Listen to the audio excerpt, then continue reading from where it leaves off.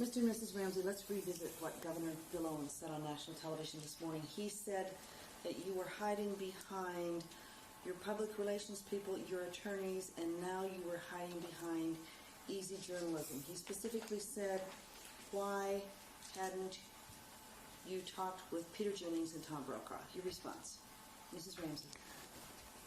As a woman, I am appalled that he said that. I consider Barbara Walters and Katie Couric to be one of the two most professional, experienced journalists in our country today.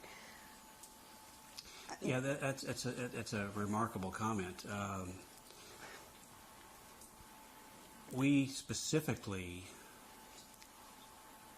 decided to go with Barbara Walters and Katie Couric because they are tops in their field and they're tough. And we didn't want to be criticized for not being challenged. They were open-ended interviews, no time limit, no restrictions. They demanded and got from us the right to ask us any question on camera that they chose to ask. We're not hiding behind anyone. And let me say one more time, we said this the last time the governor accused us of hiding behind our attorneys and PR firm. We have no PR firm. There were no attorneys present at the Barbara Walters interview or the Katie Couric interview. There are no attorneys present here today. And no restrictions. And no restrictions. Were you nervous about talking with either one of those newswomen? We respected them as journalists. We knew that they would be tough because the world expected them to be tough. We weren't nervous. There's no question that we could be asked that we're afraid to answer. The truth is easy. Truth doesn't change. It's not frightening. It's not anything. It's the truth, and that's all it is. What do you miss most about your daughter, Mrs. Ramsey?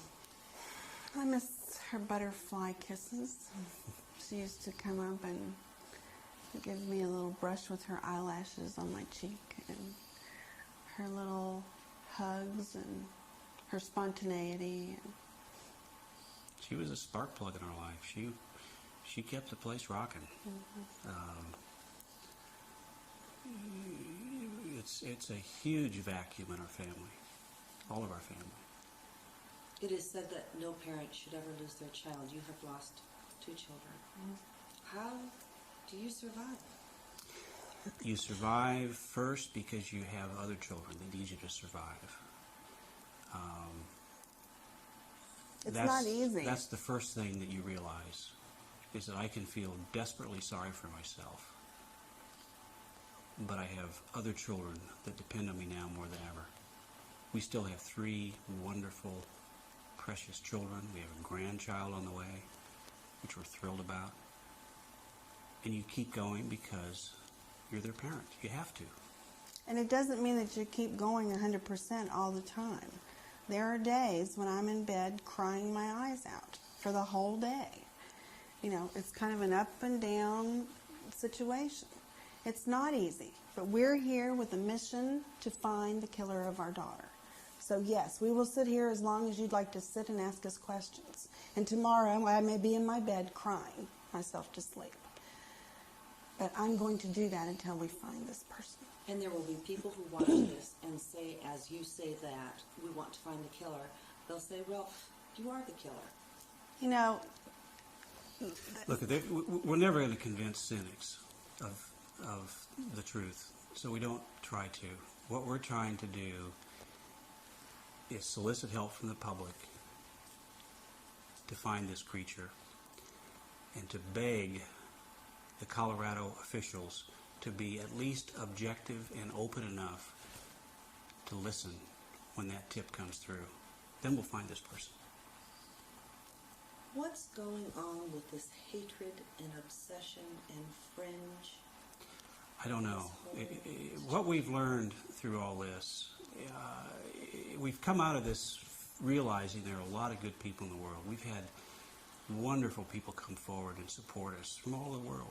And even though you'd think that we would come out of this being hateful and want to go to a mountain retreat and fence ourselves off from the world. We realize there are some wonderful, good people in the world, but we also realize that there's some very fundamentally evil, bad people in the world. That's a fact. We were naive about that, but it exists. There are more good people than bad, but the bad exists. And we're never going to change that. And we're not trying to convince the bad people and the cynics and the hateful people that we loved our daughter and that we didn't kill her. We're trying to appeal to the good people and say, let's find this evil creature that's among us and put him away, because this person will kill another child. Do you want him to contact you? I would be desperate for a contact. At a minimum, please leave. You've done a crime that has captured world attention. Please tell somebody about it. Why? Because ultimately, we want to know who you are. And why does that person care what you think? That person, I'm sure, doesn't care what we think at all. I'm sure that person, we've been told that person was either very angry at me or was very jealous of me personally, and that's a heavy burden for me to carry. But this person should tell someone that they're the one. Mrs. Ramsey, do you want to ever talk to this person? The person you believe killed your daughter? Of course I would, because I'd like to know who it is, get them off the streets. And if I had the opportunity, I would sit down and look straight in the eye and say, why? Why did you do this to my child? Why? Let's go over some of the assumptions if we can. I believe you call them the urban myths in your book. And let's just go over them and get your responses. There were conflicting versions, Mr. Ramsey, that you read to your daughter that night or that you put her to bed and read a book. Which was it? We saw there were a number of errors in the police report. That was one of them. I carried JonBenet upstairs. She was asleep when we got home. I put her to bed. I got Burke to bed. I went upstairs and I read for a few minutes before I fell asleep. I didn't read to her because she was asleep. Okay. And Mrs. Ramsey, you are the one who last saw her. Yes. In your family. The pineapple. What about the pineapple? The autopsy revealed pineapple, yet neither of you recall pineapple. Well, I've not specifically read the autopsy report, but it is my understanding that they are not definitive about whether the substance in her digestive system was pineapple or not. All I'm saying is that I did not feed her pineapple when we returned home from the White's house. She was sound asleep. She was put in her bed and tucked in good night. And we don't know if that's significant or not. All we know is what we've told the police, and that is that neither Patsy or I gave JonBenet pineapple when we got home that night. Had we been trying to hide something, it would be very easy for us to say, oh yeah, I remember, I gave her pineapple before she went to bed. Next question. But that's not what happened. Footprints outside the house. No evidence of footprints. I think it said no footprints in the snow. And we have seen photographs that were taken the morning of the 26th By the police. by the police of each of the door entries and around the house, and there was no snow. Urban myth. Mr. Ramsey, you left the house to get mail. That, I heard that. I don't know where that came from. Our mailbox is not outside. There's a slot in the door. There was a pile of envelopes at the foot of the door inside the house. I was desperately looking for another communication from the kidnapper. Phone, mail, I didn't know how it was going to come. I went through those envelopes to see if there was anything else from the kidnapper. We'd just gotten a letter, a 3-page ransom note on the back stairs. I was hopeful that there was another communication. My question is, why didn't the police do that? Mrs. Ramsey, did you ever leave the house that morning? No, I did not. Okay. This is Ramsey, the 911 call. There are contradictions about whether or not the phone was hung up and whether or not your son Burke came downstairs and was talking. Some police officers believe that they can hear that on an enhanced audio tape. Others say no. What do you say? Well, we have not heard the 911 tape, but we understand from people who have heard it that it sounds like a bunch of chipmunks chattering and that it is almost unintelligible. All we know is that Burke did not come downstairs that morning, nor did we say to him, go back, or whatever it is they say that it's said on the 911 tape. I phoned the police, called 911 from the kitchen telephone, wall phone, hung up, dialed one set of our friends, hung up, and dialed another set of friends and asked them to come quickly to help. How soon after that 911 call did you dial the first?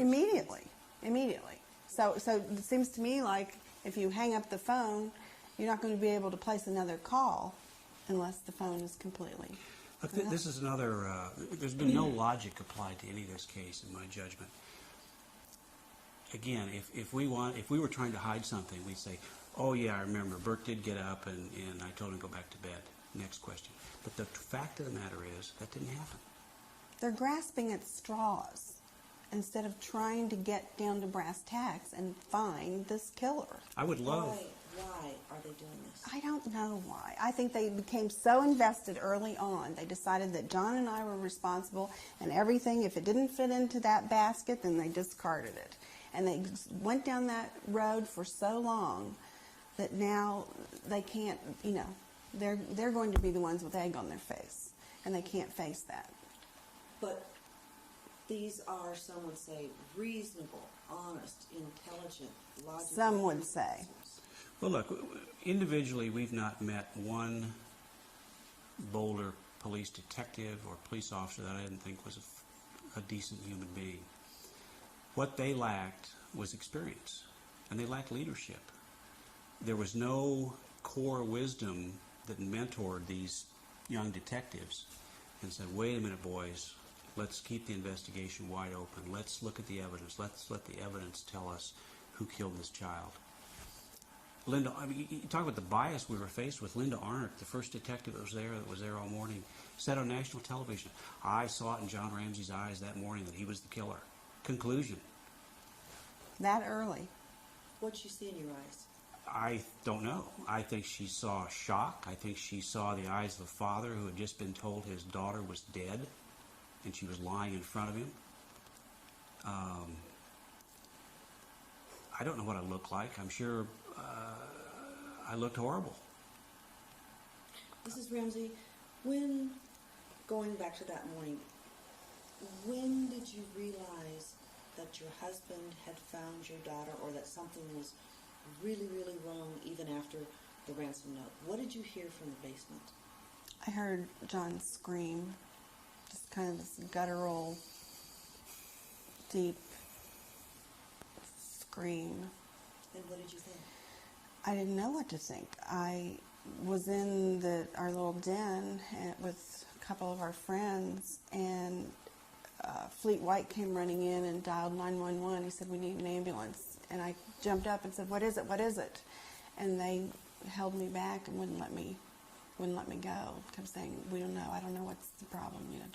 And I was fighting and trying to get loose and to go see what was the problem. And what happened when you got loose? I went into the living room, and John was standing there with Linda Arndt, and JonBenet was lying on the floor, and he said that she was dead.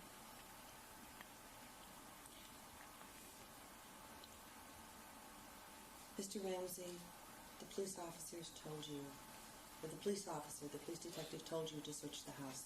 Tell us about that, please.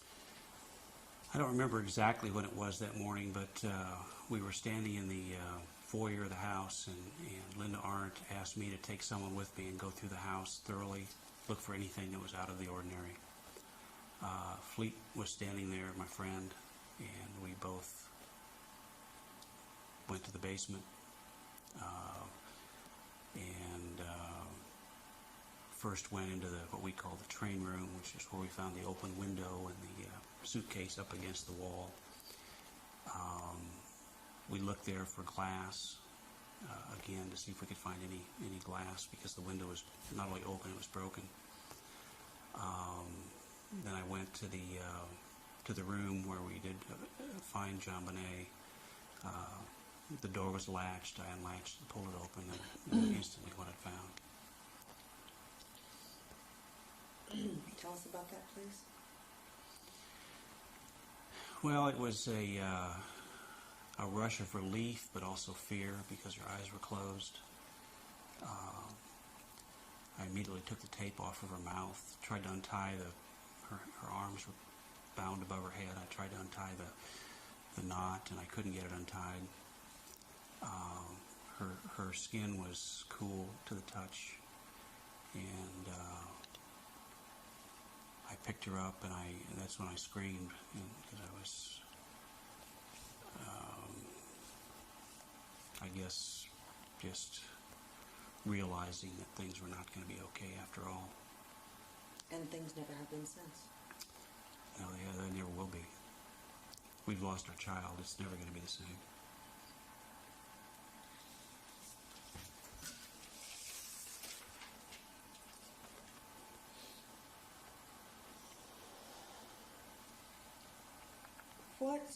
When is it that you finally came to the reality that there are people who do things like this? That day. That day. You read about crime in the paper, and you think, well, there must have been a reason, or it's not going to happen to you. And you kind of, we see so much crime on television. I think we almost put real crime in the same category as kind of make-believe that happens in a different world. This happened in our world, and for no reason that we know of. I hope that I have never done anything that has made someone so angry with me that they would kill my daughter. We don't think we know anybody that's this evil. But somewhere along the way, but our paths crossed with this creature. Somehow we got in their sights. I don't think it was a random act. No, this person didn't just walk by our house that evening and decide to come in there. This was well thought out. What do you think, Mrs. Ramsey? What do you think happened? Did he stalk you that day? There must have been something like that. From what we talk with people who have experience in this, and they say that it was premeditated, that this person knew of us, may not have been a close acquaintance, but knew about us, knew about John's business, knew that we had children, and I believe was watching the house that day. And when we left in the afternoon, he came in. How long do you think this person was in the house, Mr. Ramsey? They certainly could have been in the house for 4 or 5 hours while we were gone. I don't know when they came in. Do you think the person was in the house before you left? I don't think before we left. I don't think so. I think they came into the house after we left. Were there when we came home. Waited till we fell asleep. One of our neighbors reported seeing a flashlight light in the kitchen around midnight, I believe. The beam of flashlight shining. None of this, it's so cruel, but none of it makes sense.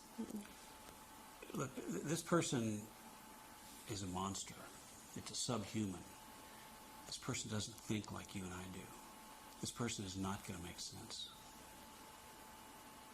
I mentioned to you before that I wanted you to look at the ransom note again and just go over what you know about the ransom note with us, if I can find it.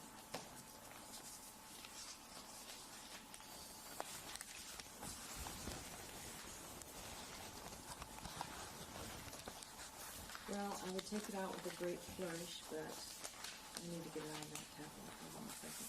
I just think it would be helpful if you could hear what you know about it. It's right there. Please.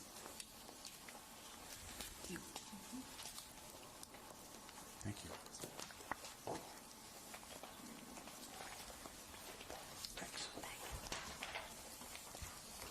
one of the most unusual parts of this has been this ransom note, and I know that you've seen it several times, but would you go over it with us and tell us what you know and what you've been told about it? Well, first of all, this is what is going to help us convict the killer. This is 3 pages of handwritten writing samples of the killer.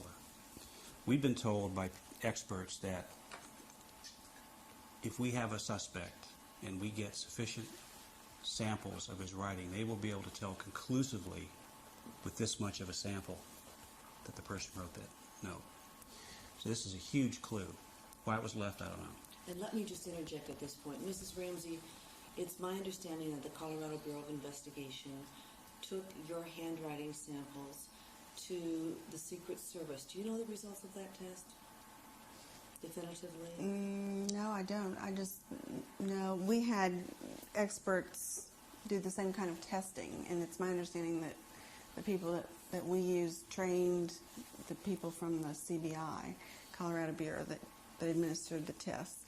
And they, on a scale of 1 to 5, with 5 being absolutely no match, I ranked at a 4.5, with 1 being a perfect match. So, you know. Yeah, we don't know the results of the police testing. We've heard that they're at best inconclusive. The governor said this morning on national TV that you've seen all the evidence in the case. I would be desperate. If there is evidence we haven't seen, I would ask the governor to please let us see it. Please let our investigators see it. Right. What is it that you want to do with regard to this case? What we are desperate to have happen now, we've gone for 3 years. Only my family's been investigated. The grand jury refused to indict us. And it takes very little evidence to indict someone. All we've done is gotten back to the beginning. But we don't want it to be the end. I'd like for political ambitions to be put aside. I'd like for egos to be put aside. There are no apologies needed, but let's get on with an investigation. Let's staff this investigation with seasoned, experienced homicide investigators, the best we can find, the best we can. How do we know that it's just because you don't like the outcome of what Boulder police have decided, that you're under an umbrella of suspicion, that you just want another chance? They can investigate us. If the governor would put together a seasoned investigative team to start over, go back through all the leads, all the evidence, we'd They be can start fully all over cooperative. again. Right. And they can investigate us again if they want. That's fine. But please don't just investigate us, because if you do, we're never going to find the killer. There is lots of evidence. There is a lot of evidence. The Boulder police did a wonderful job of collecting evidence. Thank goodness.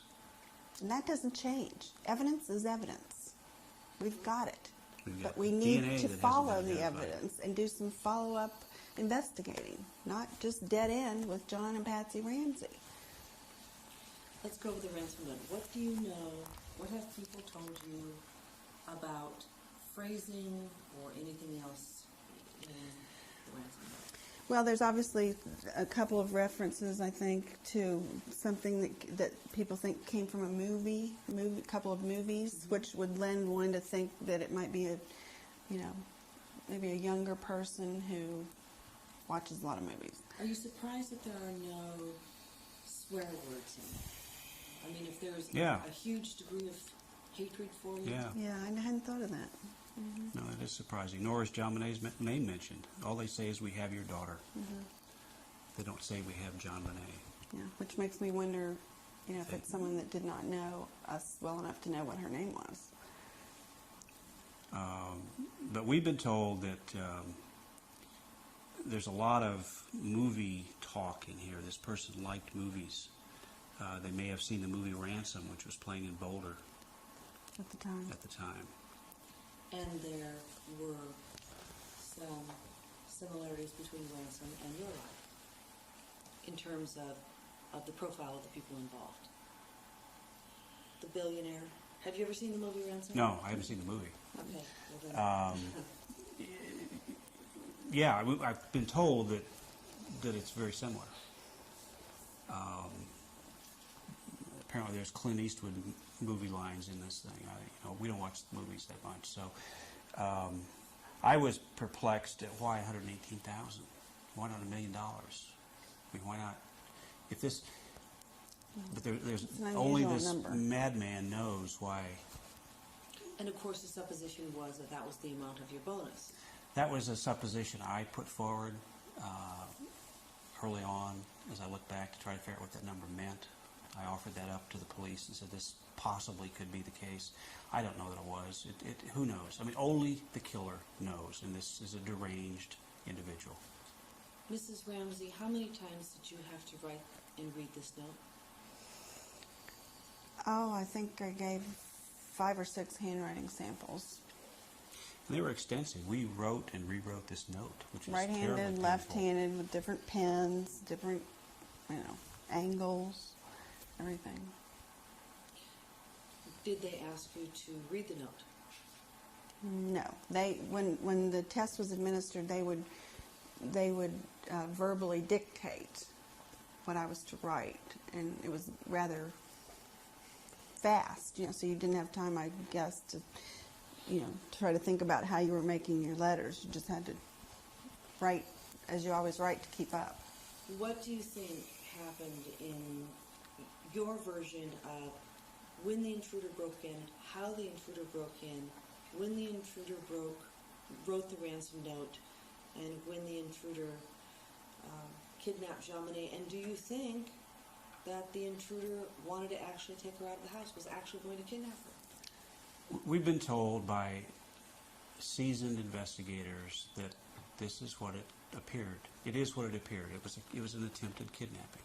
Something went very badly wrong. We believe that the killer was in the house when we came home. We believe the note was written before JonBenet was killed. Whether it was before we got home or after we went to bed, we don't know.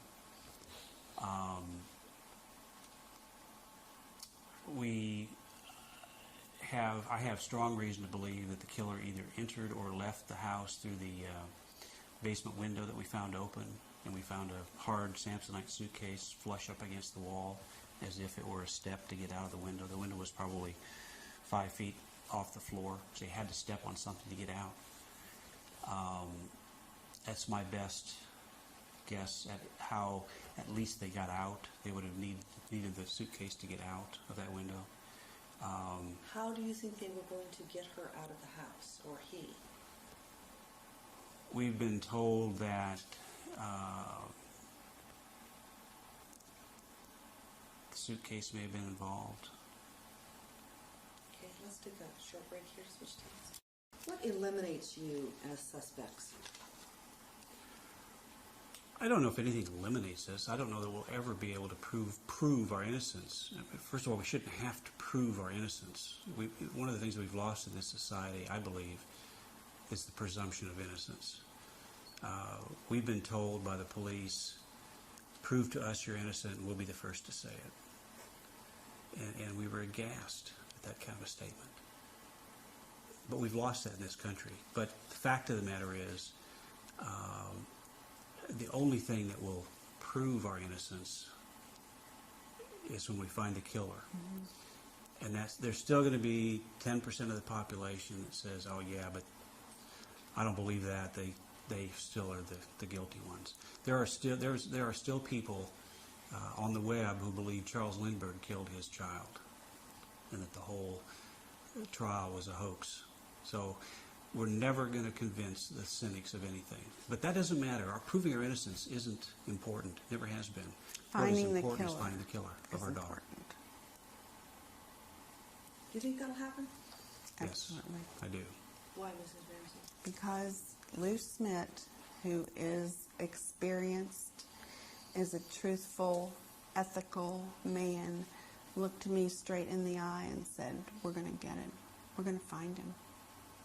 And I'm holding out hope for that. Mrs. Ramsey, if I could, tell me your version of what you think happened that night in terms of an intruder. And I know you've been over this 100 times, but if we could hear it from you, please. Well, I think that when we left in the late afternoon to go to the Whites for dinner, that possibly this person was watching our house, watched us leave, and came into the house at that time. So there was a window of several hours of time where he could have familiarized himself with the house, where JonBenet's bedroom was, where our bedroom was, where the basement was, before we returned home. I believe that the ransom note was probably very likely written at that time. We had paper and pens all over the place, so they were available. And then I think the person was there when we returned home that night. And the ransom note was already written? I believe it was. I mean, it's very unusual for a ransom note to be this long. From what we understand from professionals we've talked with, that after someone commits such a crime as this, they, get the heck out of there. So. We've also been told by experienced people that not even a serial killer could sit down and write a 3-page ransom note after they've killed. And why would that be? I don't know. I don't know that. But I think it's because this is an emotional climax for them, and to sit down and write what probably took a while, because it obviously was written to attempt to disguise the handwriting, a 3-page note, which I think this is either the longest or the second longest ransom note in the history of this country. That couldn't have been done after just murdering a child by anyone. We're told. Talk to us a little bit about that, Mrs. Ramsey. Your child's been killed brutally, and then someone writes out this ransom note. Why do you think that that's not feasible? Why do you think it was written before? Because I have been told by people who are experienced in this field that is usually the way it happens. I have no previous knowledge about these kind of things, but we have been, in conversation and in We think about this every day. Every day, and we've sought out, the top people in the field that know about how the criminal mind works, and this is what we're going on. The profile that's in the book, all of that information is not from John and from me. This is from people that know what they're doing. The intruder took your daughter downstairs and could not get her out of the house. Is that what you suspect? That is what we've been told is a likely scenario by experienced investigators. Yes. Well, someone also said that typically the body is left in the house if the perpetrator doesn't have any place to take the person. And what does that mean to you? Well, I mean, I'm not sure what that means, other than that, he didn't want to take the body home with him or in his car or wherever, so she was left in the house. How is it that you are able to sit here and talk about the body and your daughter? I have to kind of put it in a clinical perspective rather than emotionally when I can, to talk about it like this. We have a strong faith, and our Christian faith assures us that JonBenet is safe. She's in God's arms, in God's care, and we believe that. We know that. That's our belief, and that's our hope. What about your daughter Beth and your daughter JonBenet? What do you hope? I know I will see them again. That's what I know, and I believe that, and I look forward to it. Mrs. Ramsey? JonBenet used to say, we talked to JonBenet about Beth. Of course, she was just an infant when Beth was killed in the automobile accident. And I remember one time holding her on my lap in an airplane, and she looked out at all the puffy clouds out the the airplane window, and she said, "Mommy, which cloud is Beth on?" And I took that opportunity to explain to her about God and about heaven and where we go and where we die, and that we would all see Beth again, and then that we would know where she is. So I believe Beth was there to greet JonBenet when she crossed over into heaven. Mrs. Ramsey, if you thought your husband had killed your daughter, finish that sentence. We wouldn't be sitting here having this interview right now. He would be behind bars. Mr. Ramsey? The police asked that question of me. They said, hypothetically, if Patsy did it, or you thought she did it, would you turn her in? And I had to think about it, because I was like, I never even thought about that. Because and I tried to give him a thoughtful answer, and I thought, and I said, yes, I would. Absolutely. You turn her in? Yes. Without question. Your love for a child is unconditional. Your love for a spouse is conditional. And there's no question. I mean, I would do anything to protect my children. It's instinctive. Just very briefly, if we could talk about the stun gun and the possibility of exhumation. And you said you did not want to do that because? Well, it was brought up early on when we learned that a stun gun was involved, and I was asked by our investigators. They said if this needs to be done fairly soon, or the opportunity to do so will be gone, it would be possibly helpful, possibly not. And I just could not bring myself to say, yeah, let's do that. I mean, my child was at rest. She was at peace. We'd laid her to rest. And I couldn't bear the thought of that. Even if it meant helping to find the killer? I wasn't convinced that it was conclusively going to help. They have photographs. They have experts they that have said enough this that they know. Very compelling. Yeah. Dr. Doberson, I think in Colorado, who's a leading expert on stun gun wounds, has viewed this and said it's very compelling. If you thought it was anyone in your family, that person would be reported immediately? Absolutely. Without question. How could you not do that? I mean, it's beyond human comprehension to not do that. What is it that you were actively trying to find the killer? What is it you're doing? So you're working with your attorneys? Well, no, our attorneys are we're not working with our attorneys. We have both paid and volunteer people that are working on this full time.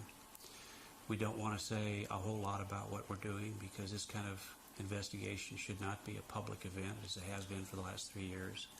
But I can assure you that we are looking, and we're looking hard. We're going to do everything we can. We can't do it all. We're going to do as much as a private citizen can do. Ultimately, we need someone that has the authority of the state with a badge to finish the job. Because there are certain restrictions that you cannot. There's certain things we just can't do. We can't subpoena information. We can't demand that people talk to us. We're going to do the best we can and everything we can, but and we're hopeful that we're going to get a huge leap forward when we get that tip that we've been waiting for. And this is a tip that you hope will come into you and your people? I don't care where it comes. We've asked people to call us, call the Boulder Police, call your local police, call the FBI. All we hope is that whoever they call is receptive enough to listen. See, the person that calls is probably or possibly not going to be who you expect to call or who you want to call. What do you mean? Well, we've seen a number of calls come in where the response has been, well, they're just strange people. They can't be taken credibly. You have to listen to every call. This person may be very credible. They may appear to be very uncredible. Certainly if they're a friend of this creature, they're going to be a bit odd themselves. What do you call him, this creature? Because I don't think he's a human being. This is a subhuman. This person is a monster. How could you kill a beautiful, defenseless, 6-year-old child on Christmas Day? That's a monster. That's not I will not give this person the credit of calling them a human being. Mrs. Ramsey, do you want to hurt this person? I don't want to hurt anyone. I just want to find this person, get them off the streets, know that they're never going to have the ability or opportunity to do to some other child what was done to JonBenet. This book, The Death of Innocence, your picture's on the cover. Why your picture and not your daughter's on the cover? This is our story. I mean, there have been, I think this is now the 10th book, I'm understanding, that has been written about this case. You know, we are the only ones that know what has happened to us since JonBenet's death. No one else. This is a story only we can tell. You know, I was even a bit uncomfortable putting her picture on the back. Why is that? I don't want to violate her privacy any more than it's been violated. But we wanted people to read the book and get to know the real JonBenet. JonBenet was not a 6-year-old beauty queen as she's been characterized in the media. She was a wonderful child. We knew she'd be special. She took dancing lessons, tap dance lessons, acting lessons. She was learning to play the violin. She took piano lessons. We had her signed up to take rock climbing lessons. She did a lot of things. She was a ball of energy. And we knew that she was going to be very special in this world someday. We had no idea she was going to be special this way. And how is that? Her name's known around the world.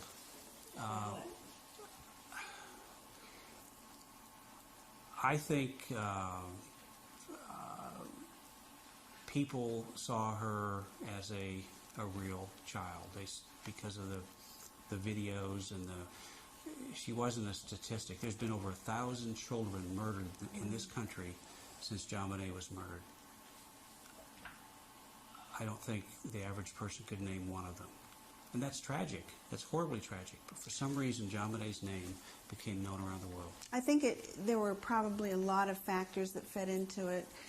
The availability of the videotapes from the pageants and the photographs that were, sold enabled the public to know her more than just one little school snapshot picture that we normally may see if a child is killed in this country. And then I think compounding on top of that, they started spinning us into this real life JR or some mean, rich, horribly abusive parents, and all of a sudden it was a real life soap opera, and it just kept spinning and spinning and spinning.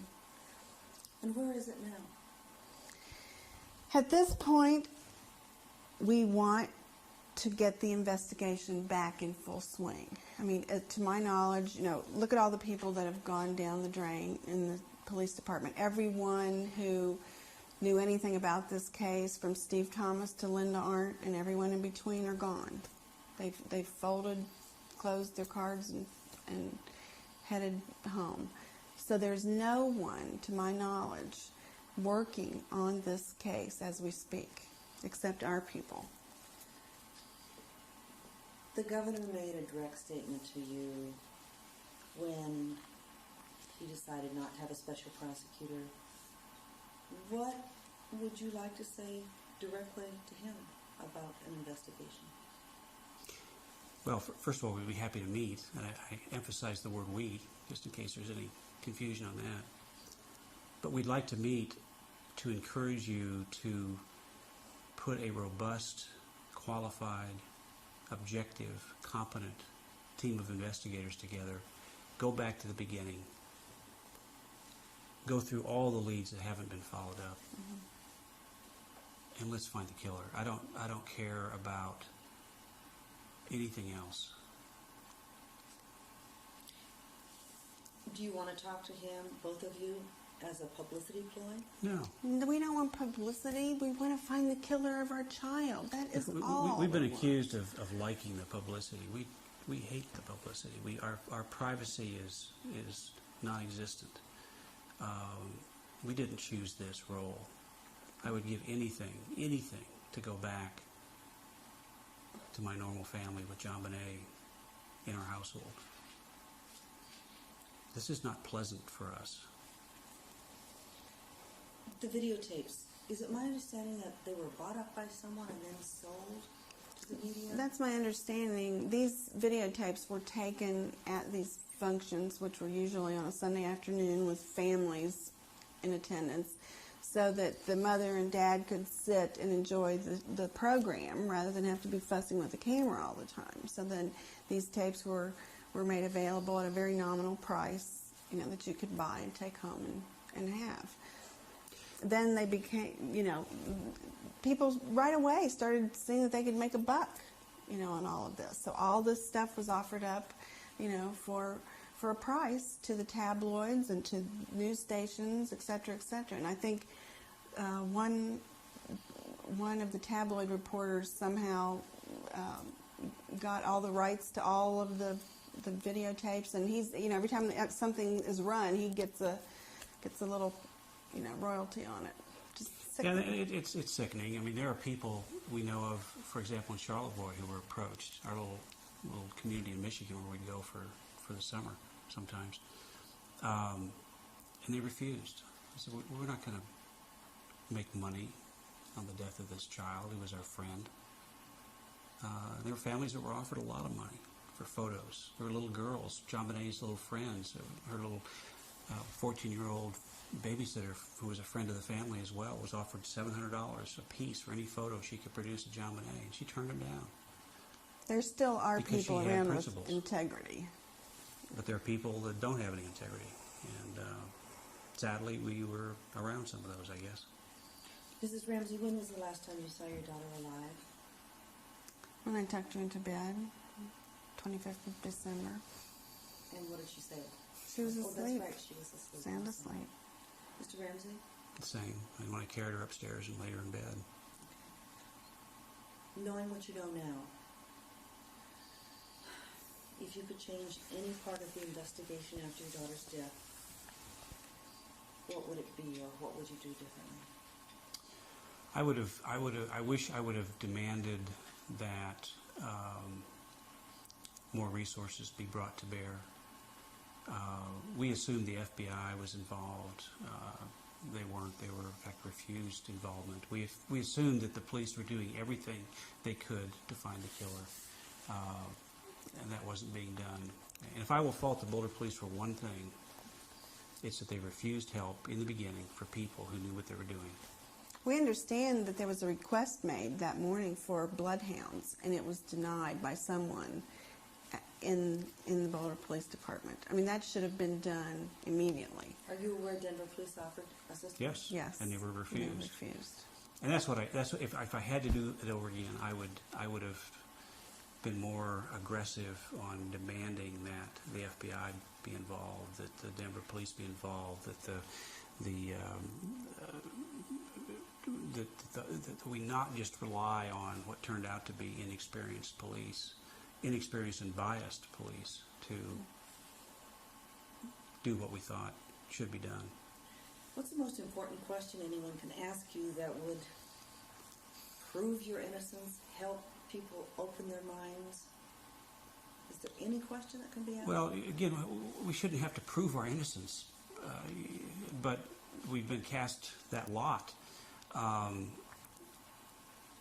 Why do you think we killed our daughter? Tell me why. Tell me what we've done, what evidence you have, other than we were asleep in the home that night. There is no other evidence. There is no other reason. We've been investigated more than anyone else in the history of this country for the past 3.5 years. They know everyone we've ever gone to school with, you know, everything about us. And there's nothing that shows that we are the type of people that would do something like this to a child. It's just not, it's not there. What did you want for Beth and JonBenet as kids that grew up to be adults? What did you want for them? I wanted the world for them. I wanted to give them the world. The world is their oyster, you know. JonBenet, I wanted to grow up and be happy, to be a mom like me, you know, to have a little girl like her someday. That's what I wanted. Mr. Ramsey? I used to think about that as a father of 3 daughters. How would I like my daughter to? Who would I like her to marry and take as a maid? And what I realized was that what was most important was that she be happy, and that she loved this person and this person loved her. Beyond that, it didn't matter. It didn't matter if they were rich or poor or what. But if they loved each other and they were happy, that's what I wanted for my child. In a sense, up until Beth's death, you all have lived the American dream. Self-made, made a lot of money in the computer industry, happily married, with children. Tell us about that. Well, you know, in this country, we're so proud of that anyone, you know, from any walk of life can achieve the American dream. I mean, I came from a normal American family in West Virginia, not a wealthy family, a comfortable family. Same with John. He grew up in Nebraska and Michigan, you know, not a wealthy family. And what we have achieved, we were educated in this country, you know, worked hard, darn hard, to get, you know, where we were and to achieve the success that we may have enjoyed. But suddenly, when somebody achieves that American dream that we're so proud of, you know, we're the first to knock the feet out from under them. We say, you know, we don't like that after they've achieved the dream and we haven't. You know, we don't like that. And we've been persecuted probably more because of that than if we'd been, you know, something else. When you started out with your business in the basement, what were you making a year? Do you remember? I remember the first year, I think I made $18,000 that year. And this How'd was you survive? It was tough. There were times when I just didn't have money. I had to borrow money from my dad to buy Patsy an engagement ring.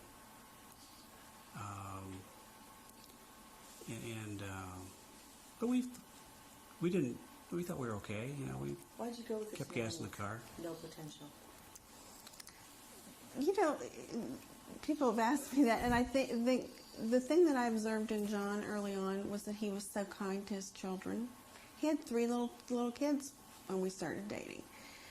And I remember after he'd asked me to marry him, my parents, you know, talking to me and saying, now you understand that you're buying into a package deal here. You know, there are 3 former children, and if there is, you know, $10 left in the bank account, you know, they're going to come first. You know, we wanted you to understand, you know, what you're buying into here. But he was so kind to those children. And, I mean, wherever we have been in the world in our 20 years of marriage, you know, at a certain time every evening, he was on the phone to those children. And that means a lot, because I remember thinking to myself, you know, he'll be a good dad. He'll be a great father to my children. Let me just scan over this. Oh, one other thing I wanted to ask you about is lawsuits. Currently, who are you involved in lawsuits with in terms of libel? We just recently announced the settlement of a case we had brought against the Star magazine. We're not under condition of the settlement allowed to talk about it in terms of the amount or the conditions. That's the first of what will be many. I believe as we speak, our attorney's filing a suit today against the Globe tabloid. We're just getting started on that. Oh, and the Inquirer, the National Enquirer? Anything? Stand by, as Lynn would say. Stay tuned. Stay tuned. We have, we could keep a building of lawyers busy for 5 years with the amount of slander and libel that's been thrust on our family. They have to be held accountable. You know, it is just not, talk about hiding behind things. The First Amendment, freedom of the right to free speech, has been, taken way out of context. And people should not be allowed to get by with the things that they have done and said to us. And if we don't fight it, what's going to happen to the next family? It's just uncalled for. We're going to take a quick break, and this should be our last tape. Why would God let this happen to you? I don't know. I'm sure He has a master plan that's underway.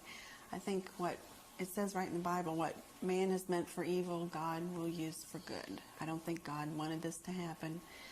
I think He cried right along with John and me when JonBenet was killed. But He will use it in some way, make something good happen from this. What has this done to your marriage? In a lot of cases, statistics show that people break up when there's a child's death and it's violent. Yeah, I've heard that, and based on our experience, I suspect that the reason for that is that you become very self-focused. This has happened to me. I'm devastated. I'm crushed. Poor me. And if you let that go too far, your spouse can't respond because she's feeling the same way, or he. And I think what Patsy and I have been able to do, first of all, when one of us is down, one of us has been up. It's been very, I don't know if it's coincidental, but it's made things work. And we've realized, I think, that we both suffered deeply, and that we can't sit back and pity ourselves individually. And I look at Patsy and I know how deeply she's suffered and hurt, because I know I've done the same. And that's really strengthened our love, I think. True love, real love. We've had to lean on each other and our family and our friends, because it's been, us against the world, basically. Because for 3 years, the world's been told that we were the murderers. Mr. Ramsey, what did you first hear that morning when Mrs. Ramsey went downstairs? How did you know something was wrong? I just heard her scream my name, and I knew from the tone of it that something was drastically wrong. If JonBenet were alive today, what do you think? What would you be doing today? Or is that too cruel? No. You can't think about that because it's not a possibility. But she'd be in school, laughing innocently with her friends. She'd be getting straight A's. She was a smart kid. She'd be loving life, You can't think about that. Yeah. Does it bother you when people talk as though they know her when they never met her? No, we're delighted when people care about our child. So it's a wonderful feeling. And that you think about people that have lost children and haven't had that benefit. That's been very, very uplifting to us that other people love our child. What kind of responses are you getting on your email from your book? We've gotten some. I check it probably 3 times a day, and our investigators check it as well. We get surprisingly a lot of just communication. I'm glad I found a way to tell you, and 9 out of 10 are either I wanted to tell you I believed in you and to hang in there, or We're praying for you. I may have thought you were guilty, but after seeing more clearly what went on. I believe in your innocence. 1 out of 10 is off the deep end, hateful, violent, and a few are tips, interesting tips. Mm-hmm. What are there any leads that you consider good leads from the money offered? We have some great leads, absolutely, and we're pursuing them. Can you talk about them? Not at this point. We don't. All we want the killer to know is that we're stalking him, and you're not going to get rest. You're not going to get peace. Just beware. Beware.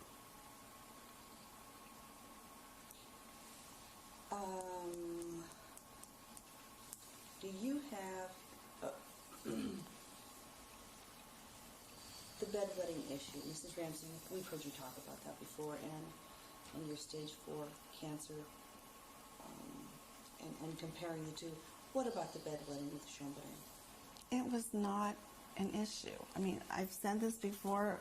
All children have accidents. If she was especially tired when she went to bed and didn't go to the bathroom before she went to bed, she could have had an accident. You know, it was few and far between. It was not a big deal. All 4 of our other children had similar experiences. You know, that was made much too much of something It's of nonsense. nothing. Absolute nonsense. Few and far between means what? Oh, I don't know. I mean, I didn't keep track, you know. Not enough to be alarmed, enough to even speak to a doctor about it. Okay. All right. Is there anything else that either one of you would like to add with regard to trying to find the killer and people who might be watching us? What do you want to say to them who might be able to help? Please call. If you have any idea, no matter how far-fetched it is, call us, email us, write us, call the police, call Crime Stoppers, call your local police. Somebody knows who did this. They may not know they know it, but if they think about it, listen to what we've tried to convey. Think about the stun gun. Who do you know that owns a stun gun? Who do you know that owns an air taser stun gun, which is the brand we think that was used? Were they in Boulder, Colorado on December 25th, 1996? The garrote. Who have you ever seen demonstrate to you a garrote? A garrote used for strangling. This was a professional tool. This wasn't an amateur device. Who do you know that's done that? Were they in Boulder, Colorado and listen. in December? Call us. Call the police. We've listed a lot of this information in the book. There is an entire chapter devoted to nothing but who we think this murderer is. If you buy the book, read that chapter. You know, if you can't buy the book, can't get a hold of a book, go to a bookstore and read that chapter. We want everyone to know that information so that they can start thinking along with us, you know, who this could be. Help us. Okay. And only 3 more urban myth questions. The scream. Did you hear anything? No. Did not hear a thing. Sadly, no. You were on medication that night? I had taken a melatonin tablet, which is supposed to help you sleep. Mrs. Ramsey, the clothing. Well, the police were suspicious because you had your makeup on and you had the same clothing as you had worn the night before. Mm-hmm. When did you get dressed? I got up in the morning, got dressed. I had, the night before, had put my pants and sweater and bra and, you know, laid across the edge of the bathtub, and I picked it up the next morning and put it back on. See, any parent that has taken early morning trips probably follows the same routine we did. We would get up, we'd get dressed, we'd get fully ready, we'd get the car loaded, and then we'd get the kids up. Quite often we get the kids up with their pajamas on and put them in the car. Okay. That's standard parent 101 travel, I think. That's how we always did it. And one question that's unpleasant, and I'm sorry for asking this, but what is your understanding as far as a possible sexual assault? I think that's inconclusive. I've been told that there was no penetration and that what was previously thought to be semen is not. So. Is there anything else either one of you would like to add? Just help us. If you're listening to this program and think you have information that can help, please help. Thank you very much. Thank you, Paula. Appreciate it. Thank you.